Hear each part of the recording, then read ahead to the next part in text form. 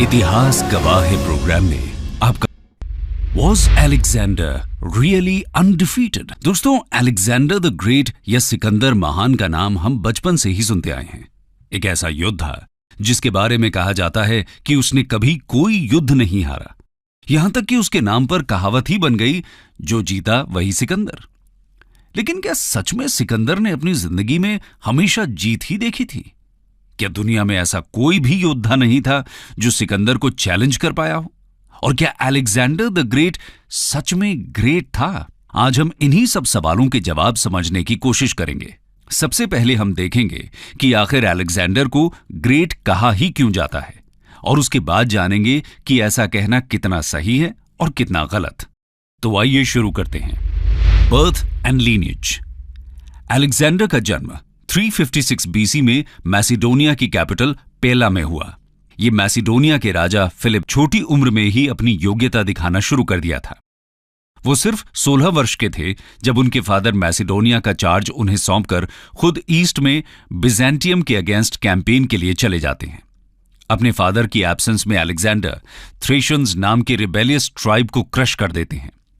Reward के तौर पर इन्हें इस ट्राइब्स की टेरिटरी में एक नए टाउन की स्थापना की मंजूरी मिल जाती है, जिसका नाम ये अपने ही नाम पर अलेक्जेंड्रोपोलिस रखते हैं। आने वाले समय में अलेक्जेंडर ऐसे बहुत से टाउन्स की फाउंडेशन करने वाले थे। दोस्तों, बाकी ग्रीक स्टेट्स मैसिडोनिया को एक बैकवर्ड प्लेस मानते थे, लेकिन प्रिंस अलेक्जेंडर को पूरे ग्रीस में जो बेस्ट एजुकेशन मिल सकती थी वो दी गई। 343 बीसी में जब अलेक्जेंडर 13 साल के थे, तब उनके फादर फिलिप एरिस्टोटल को उनका रॉयल ट्यूटर बनाने के लिए इनवाइट करते हैं। 3 साल तक फिलोसोफर एरिस्टोटल ने प्रिंस को शिक्षा दी। एरिस्टोटल की फिलॉसफी ने अलेक्जेंडर की लाइफ को काफी इन्फ्लुएंस किया। 340 बीसी में बिजेंटियम के अगेंस्ट फिलिप के कैंपेन की वजह से एथेंस और थीब्स मैसिडोनियंस के खिलाफ मैदान में आ जाते हैं। इनका मुकाबला 338 बीसी में किरोनिया नाम की जगह पर होता है। लेटर ट्रेडिशन 18 साल के अलेक्जेंडर को कैवलरी चार्ज लीड करने का श्रेय देते हैं, जो कि इस बैटल का आउटकम डिसाइड करता है। हालांकि इसका कोई हिस्टोरिकल एविडेंस हमें नहीं मिलता। यहां यह सही है कि प्रिंस अलेक्जेंडर ने किरोनिया को इस बैटल में फाइट किया था, और इसमें मैसिडोनियंस की कंक्लूसिव जीत भी हुई थी। इस जीत के बाद फिलिप खुद को सभी ग्रीक स्टेट्स के लीडर की तरह प्रेजेंट करते हैं, और उनकी इस पोजीशन को 337 बीसी में कॉरिंथ में हुई कांग्रेस में फॉर्मली एक्नॉलेज किया जाता है। इस लीग ऑफ कॉरिंथ में लिए गए रेजोल्यूशंस में एक रेजोल्यूशन पर्शिया पर वॉर डिक्लेयर करने का भी था, जिसमें फिलिप को कन्फेडरेट फोर्सेस का कमांडर बनाया गया था। 336 बीसी में 10,000 ट्रूप्स के साथ एक एडवांस गार्ड ईस्ट की तरफ आगे भी बढ़ जाती है, लेकिन उसी समर अपनी बेटी की शादी में फीस्ट के दौरान अपने ही एक कोर्टियर द्वारा फिलिप का मर्डर हो जाता है। ऐसा भी कहा जाता है कि इस मर्डर कंस्पिरेसी में अलेक्जेंडर और उनकी मदर भी शामिल थी, क्योंकि फिलिप और अलेक्जेंडर के रिश्ते खराब होने लगे थे, और कहीं ना कहीं अलेक्जेंडर को यह डर था कि कहीं फिलिप उनकी जगह किसी और को अपना उत्तराधिकारी न घोषित कर दें। खैर, कंस्पिरेसी में अलेक्जेंडर का हाथ हो या ना हो, लेकिन फिलिप की मृत्यु से मैसिडोनिया की राजगद्दी तो उन्हें मिल ही गई। इस तरह 336 बीसी में 20 साल की उम्र में अलेक्जेंडर किंग ऑफ मैसिडोनिया बन जाते हैं।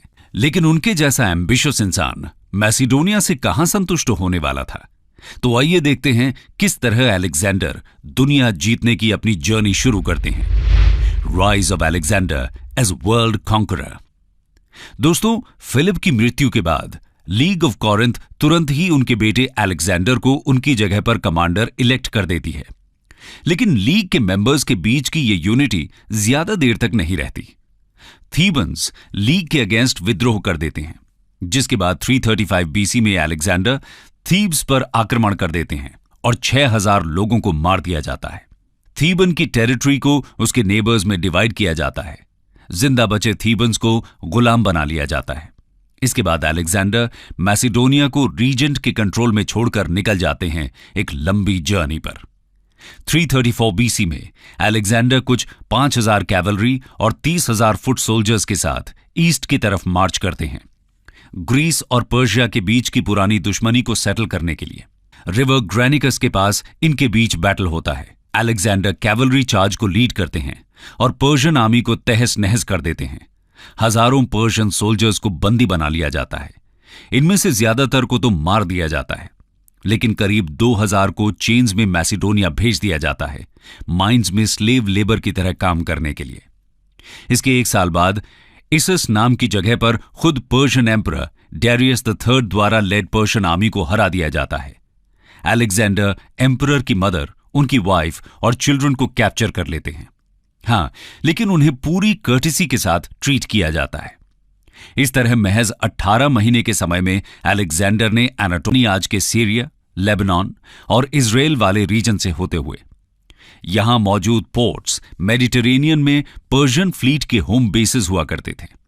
इन पर कब्जा करके अलेक्जेंडर पर्शियन फ्लीट की कमर तोड़ देना चाहते थे। साथ ही एम्पायर की सिटीज के साथ इनका कांटेक्ट भी खत्म करना चाहते थे। 332 BC की ऑटम तक अलेक्जेंडर इजिप्ट पहुंच चुके थे। यहां मौजूद पर्शियन गवर्नर तुरंत ही सरेंडर कर देते हैं। सर्दियां अलेक्जेंडर इजिप्ट में ही बिताते हैं और 331 BC की स्प्रिंग में नॉर्थ ईस्ट यानी मेसोपोटामिया की तरफ आगे बढ़ते हैं। यहां वो पर्शियन एम्परर डेरियस को गॉगमेला की डिसाइसिव बैटल में हरा देते हैं। अब पर्शिया की राजधानी ग्रेट परसेपोलिस सिटी के लिए उनका रास्ता खुल चुका था। ग्रीक्स और पर्शियंस के बीच चले लंबे वॉर्स के कंक्लूसिवली एंड करने के सिंबॉलिक जेस्चर के तौर पर अलेक्जेंडर 330 BC में जर्सीज की पैलेस को जला देते हैं, ये साफ करने के लिए कि अब पर्शियन एम्पायर को कौन रूल करेगा। अलेक्जेंडर पर्शियन एम्परर की सेरेमोनियल ड्रेस और कोर्ट रिचुअल्स अडॉप्ट कर लेते हैं। इसके बाद अगले 2 साल तक अलेक्जेंडर अपने न्यूली एक्वायर्ड एम्पायर का दौरा करते हैं और किसी भी कोने से आई विद्रोह की आवाज को दबा देते हैं और ग्रीक सेटलमेंट्स एस्टैब्लिश करते हैं। पर्शियन एम्पायर अफगानिस्तान तक फैला हुआ था और इस सब पर अलेक्जेंडर का ही कब्जा था। लेकिन दुनिया जीतने निकले अलेक्जेंडर यहां पर भी रुकने वाले नहीं थे। 327 BC में वो माउंटेन पासेस के थ्रू इंडिया तक पहुंच जाते हैं। आइए देखते हैं इंडिया की ये जर्नी उनके लिए कैसी रहती है। Alexander in India. दोस्तों, इंडिया पर कब्जा करने की इच्छा के साथ अलेक्जेंडर पर्शियन वॉर के बाद इंडिया की तरफ मार्च करते हैं। पर्शियंस ने उन्हें चेतावनी दी थी कि इंडिया के दरवाजे पर पहुंचकर बहुत से ग्रेट रूलर्स मिट्टी में मिल चुके हैं। लेकिन अलेक्जेंडर कहां डरने वाले थे। वो इंडिया को हराकर इस रिकॉर्ड को भी तोड़ देना चाहते थे। हालांकि इंडिया पहुंचने पर उन्हें पर्शियंस के शब्दों की असली स्ट्रेंथ का पता चलता है। अपनी मदर को लिखे एक लेटर में अलेक्जेंडर कहते हैं कि मैं ऐसी जगह पर इन्वॉल्व्ड हूं जहां के लोग शेर की तरह बहादुर हैं, जहां की जमीन पर रखा हर एक कदम स्टील की वॉल की तरह मेरे सोल्जर्स को कन्फ्रंट कर रहा है। आपने तो सिर्फ एक अलेक्जेंडर को इस दुनिया में जन्म दिया है, लेकिन इस धरती की तो हर एक मां दुनिया में एक अलेक्जेंडर को लेकर आई है। अलेक्जेंडर द्वारा लिखे गए इन शब्दों से हम समझ सकते हैं कि इंडिया में उनका समय सरल तो नहीं रहा होगा। वैसे तो इंडिया पर हुए अलेक्जेंडर के इन्वेजन की काफी चर्चा होती रहती है। कैसे उन्होंने इंडिया के नॉर्थ वेस्ट के किंगडम्स को हराया या तक्षशिला के राजा अंभी ने उनके सामने सरेंडर कर दिया। लेकिन सबसे ज्यादा अगर कुछ पॉपुलर है तो वो है पौरव किंगडम के राजा पोरस से उनका युद्ध। पौरव किंगडम पंजाब में चेनाब और झेलम रिवर के बीच लोकेटेड था, जो आज के पाकिस्तान में आता है। ऐसा माना जाता है कि किंग पोरस ने यहां 340 BC से लोगों के बीच झेलम के किनारे युद्ध होता है, जिसे ग्रीक सोर्सेज में बैटल ऑफ हाइडेस्पिस कहा गया है। किंग पोरस के पास ऐसी आर्मी यूनिट थी जिसका सामना मैसिडोनियंस ने पहले कभी नहीं किया था। इनके पास एक विशाल सेना थी जिसमें हजारों की संख्या में इन्फेंट्री, कैवलरी, चैरियट्स और एलिफेंट्स थे। युद्ध शुरू हो जाता है और दोनों ही तरफ से भीषण नरसंहार होता है। अलेक्जेंडर के लिए युद्ध को जारी रखना काफी मुश्किल हो जाता है। वो खुद बुरी तरह घायल हो चुके थे और युद्ध में अपने बहुत से सोल्जर्स को भी खो चुके थे। इसके लिए वो युद्ध रोकना चाहते थे। लॉस तो राजा पोरस को भी काफी हुआ था, लेकिन फिर भी वो युद्ध जारी रखे हुए थे। ग्रीक हिस्टोरियन एरियन लिखते हैं कि अलेक्जेंडर ने अंबी को किंग पोरस के पास भेजा, उनके साथ दोस्ती करने और युद्ध विराम करने के लिए। लेकिन पोरस ने उनका प्रस्ताव ठुकरा दिया और अंबी पर ही अटैक कर दिया। हालांकि अंबी किसी तरह अपनी जान बचाकर निकल आए। अलेक्जेंडर ने और भी बहुत लोगों को पोरस से दोस्ती के लिए भेजा, लेकिन वो सभी ऑफर्स को नकारते रहे और किसी भी कीमत पर युद्ध जारी रखने के पक्ष में थे। इसके बाद अलेक्जेंडर ने मीरोस को भेजा, जो कि किंग पोरस के क्लोज फ्रेंड हुआ करते थे। उनके कहने पर फाइनली पोरस युद्ध रोकने और अलेक्जेंडर के साथ मुलाकात के लिए मान गए। अलेक्जेंडर पोरस से पूछते हैं कि उन्हें किस तरह ट्रीट किया जाए, जिसके जवाब में वो कहते हैं, एक राजा की तरह। इसके बाद अलेक्जेंडर पूछते हैं उन्हें और क्या चाहिए, तो पोरस कहते हैं इसमें जो भी आता है, यानी उन्हें उनका किंगडम चाहिए और उसका राजा भी उन्हीं को रहना है। अलेक्जेंडर के पास रिट्रीट के अलावा और कोई रास्ता नहीं था। लेकिन ग्रीक हिस्टोरियंस ने लिखा है कि किंग पोरस ने अलेक्जेंडर के सामने सरेंडर कर दिया था। इस बात में कितनी सच्चाई है, इसे समझने के लिए बस एक सवाल ही काफी है। वो ये कि अलेक्जेंडर जैसा राजा, जो कि पूर्व में राजा पोरस को हरा दिया था, तो वो आगे बढ़कर बाकी के इंडिया को क्यों जीतने की कोशिश नहीं करते?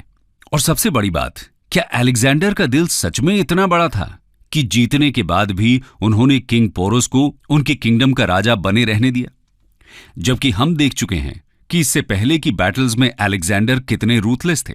इसलिए ग्रीक हिस्टोरियंस की इस बात पर यकीन करना थोड़ा मुश्किल हो जाता है, क्योंकि हिस्ट्री वही लिख रहे थे और अपने राजा को हीरो दिखाना उनका एक मकसद जरूर था।